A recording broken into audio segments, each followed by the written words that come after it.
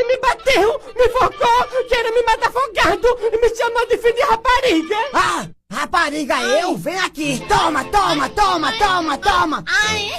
Viu?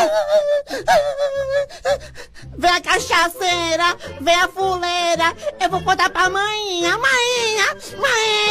Eu já falei quantas vezes que não tenho dinheiro. A bruxa do 71 me chamou de filho de quem me bateu.